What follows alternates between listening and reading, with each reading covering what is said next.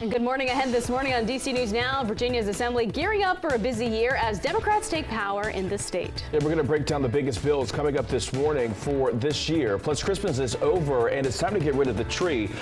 Coming up, where you can drop it off along with other decorations, no matter where you live. And we're starting off this morning a bit on the cold side. Those wind chills have dropped back down to those 20s to low 30s, so bundle up. More details and what you can expect for the rest of that 7 day coming up. And also coming up, we are welcoming some of the first babies of 2024. We'll show you their new faces beginning their lives in the new year. You're watching the station covering all of the DMV. This is DC News Now. Well, good morning. Wow, look at that. You see the clouds out there. Starting off with a live look outside. It is 7 o'clock on a Tuesday morning. Thank you for starting your morning with us here on DC News Now. You can see the Lincoln Memorial back there, all lit up. It's a cold start to the day. I was going to say it's nice out, but it's not really nice. It's kind of cold. But good morning. I'm Tanaya Wright. Yeah, good morning, Jim. Corey, James, Shanika, she's tracking the roads. We're going to check in with her in just a moment. Jackie, she's tracking that forecast. And yeah, definitely cold. Yes, so you want to make sure that you are bundled up. But again, those temperatures right now, air temperatures, those are in the 30s. However, we do have a bit of a chilly breeze at this point. That breeze making it feel much colder. So again, those current temperatures are into those mid 30s for much of the area, lower 30s farther off towards the north and west. Breeze coming in mainly out of the north and west, 5 to 15 miles per hour sustained winds. And with that, it's making it feel like we're into the 20s for most of the region right now. 28 is what it feels like in DC, 25 in Hagerstown, upper 20s in Manassas, just below the freezing mark in Fredericksburg and Orange at this point in the morning. Satellite and radar showing us the mainly cloudy skies that are starting off this morning, but those skies are starting to brighten up as we get closer towards official sunrise this morning, which is just ahead of 7:30. And eventually we will notice those clouds dissipating and more of that sunshine emerging later on today. And we'll see those high temperatures coming back in the low to mid 40s later on. We'll be a little bit warmer tomorrow afternoon. However, overnight tonight into tomorrow morning, much colder. And this morning, I have more details on that coming up. But Shanika's here with the all-important look at those roadways. What are you tracking right now?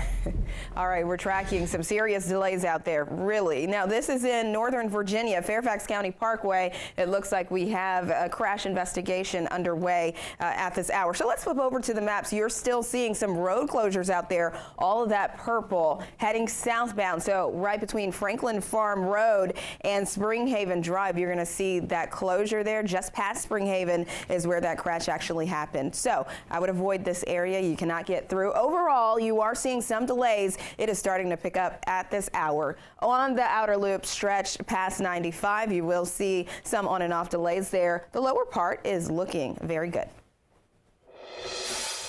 Thank you, Shanika. Your time right now is 7:02. DC police investigating a shooting that killed an 18-year-old on New Year's Day. Yeah, they say it happened in a hotel room in Northwest. Police say the victim is 18-year-old Ashley Hines from Clinton, Maryland. They say the shooting happened around 1:20 a.m. at Embassy Suites in Friendship Heights.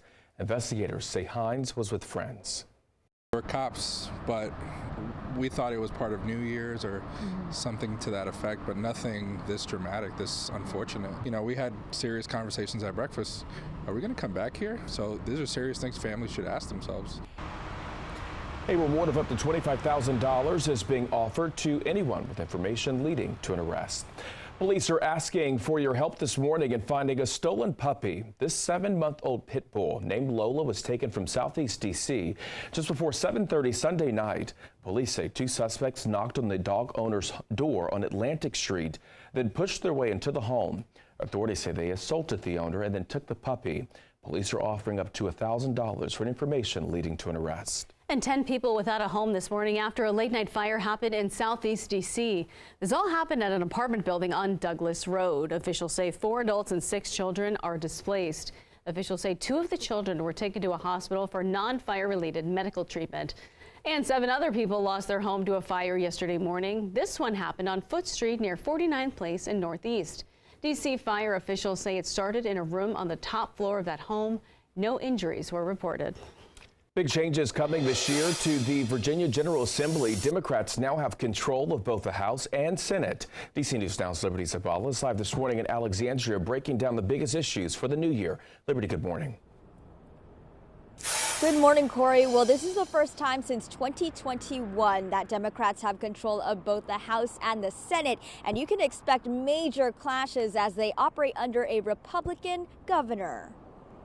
The biggest debates and divides will likely be over major pieces of legislation, with Democrats pushing bills to ban the sale of assault weapons, raise the minimum wage, and protect abortion rights. In Northern Virginia, the most watched piece of legislation will center on the monumental move that could bring the Wizards and Capitals to the state with the creation of a Virginia Stadium Authority to fund an arena in Alexandria. Another big issue up for debate will center on whether to allow Fairfax County to build a casino along the Silver Line corridor. Republicans are also proposing to repeal Virginia's Clean Cars law. Governor Glenn Youngkin has also pushed to end Virginia's car tax. The car tax belongs in the trash can. Taxes are things that we use to pay for things. In this case, it pays for our schools.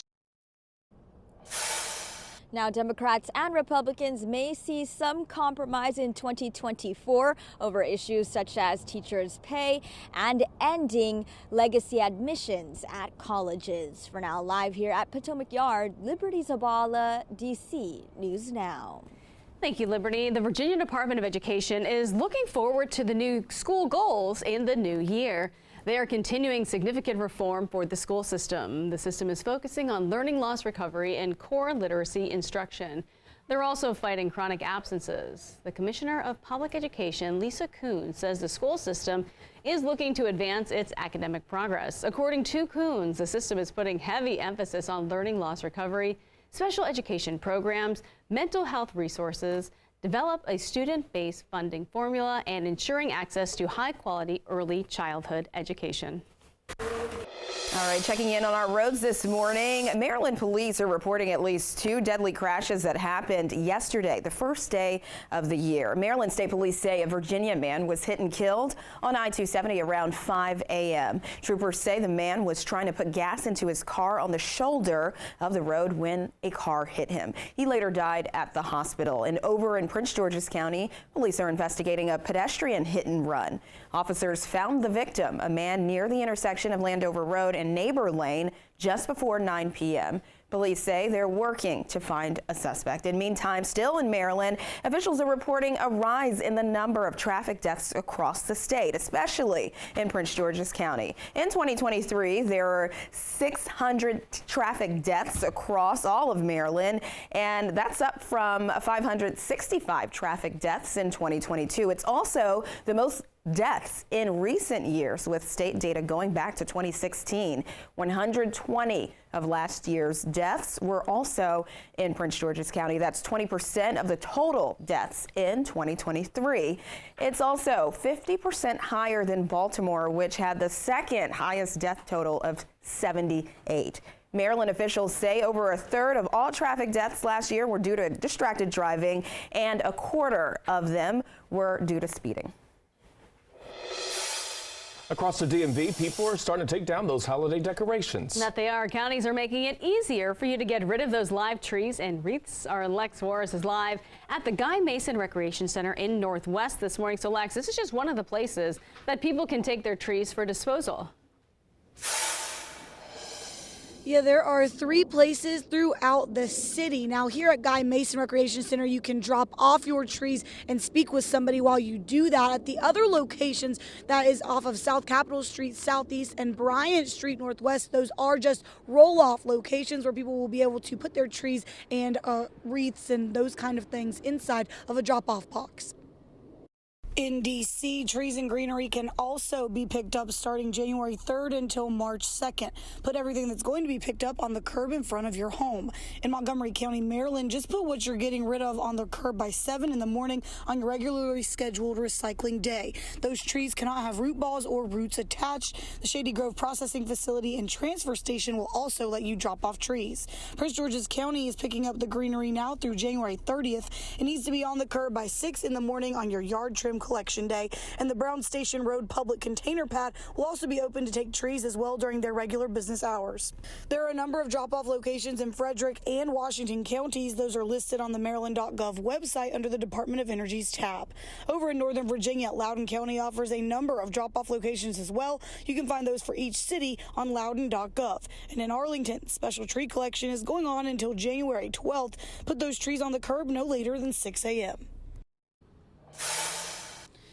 And any tree or wreath that you are wanting to get rid of does need to be live. It cannot be an artificial or fake tree. And they also need to make sure that there are no decorations or lights on any of these. They are all going to be turned into mulch or compost. Live in Washington, I'm Lex Juarez, DC News Now. Lex, thank you. Time right now is 7:09. A new bill is working to support gender-affirming care in Maryland. Now, the Maryland General Assembly passed the Trans Health Equity Act.